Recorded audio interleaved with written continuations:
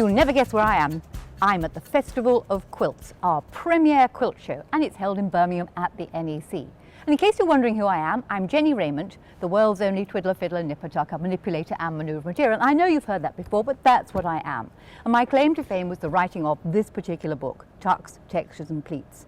And I began my texture career by making panels of tucks and playing with them. But it can be very boring just working with one colour, because I used to work solely and utterly in calico. We call it calico, some pet wear in the world, they call it muslin. I then thought, is there a way of adding a little bit of colour to the edge of the tucks? Can I make it different? And the answer to that was yes. I could add, say for a waistcoat or a garment or a quilt, an edging of a yarn. I could add a ribbon, or I could add a satin stitch to the edge of the tuck.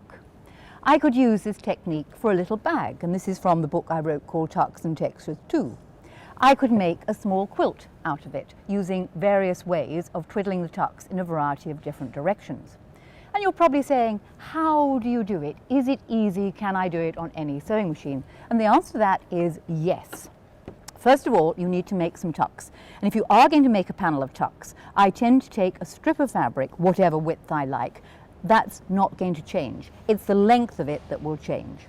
Fold, mark it out at say 1-inch intervals down both sides. And it'd be quite nice if the marks lined up. You then fold the fabric on a set of marks and sew a seam. And you repeat on every single line. And you'll eventually end up with something that looks a bit like this, a whole series of tucks. Now don't panic if they're not terribly even. When they get twisted, it won't matter. But we're going to look at how you can add texture. What I will do is give the panel a good press. I'm going to take one of the tucks, and I'm just going to use a basic yarn, a wool yarn, a round yarn. You can use all sorts of things, from ribbons to bits of gold to fluffy stuff, anything your little heart desireth. Now your problem is trying to keep the yarn beside the tuck in the first place. And this is where something called a thread saver is very useful. Take a small scrap of fabric, fold it in half, put it underneath the presser foot, set your machine to do zigzag. And zigzag on this little machine is pattern number 8. This is the really nice little Janome.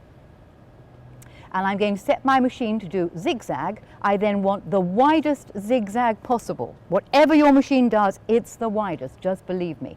And your stitch length wants to be round about normal, maybe a little bit longer. So I've got the widest zigzag. Take the yarn, lay it onto the small scrap, and simply attach it on with that nice wide zigzag. All right, it's going to hold it for you. It's quite a good idea to make certain that you unravel a bit of the yarn and don't let the dog sit on the other end, because things can get a bit disastrous. Take the first tuck, stick it underneath the presser foot, and the idea is as you sew off the machine to try and get into the very edge of the fabric, and you jump over the yarn. You go into the fabric and over the yarn, into the edge of the fabric and over the yarn, in, off, just catching the edge of the fabric. I'm keeping the yarn at a slight angle to the edge of the material.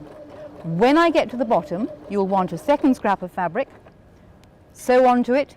That'll anchor the yarn, ready for the next time. Snip behind the presser foot, and there we have a yarn added to the edge of my tuck. Once you've added the yarn to the edge of your tuck, that's when, and you can see on this little goldy piece, you can do all sorts of things with it. You could put all the tucks one way and back again in a wave fashion, or you could indeed turn them towards each other and turn them away from each other as a sort of honeycomb pattern. And I often describe this as the easiest way to remember how to do this is divide your tucks into sets of 2. 2 go together on the top row, they go apart. If you call your pairs of tucks couples, you have marriage on the top row where they all go together, and then they get divorced on the next row, and then they get married again. And that's really the story of my life, if you'd like to know more about it. So there you are, Jennie Rayment, Festival of Quilts. Thank you.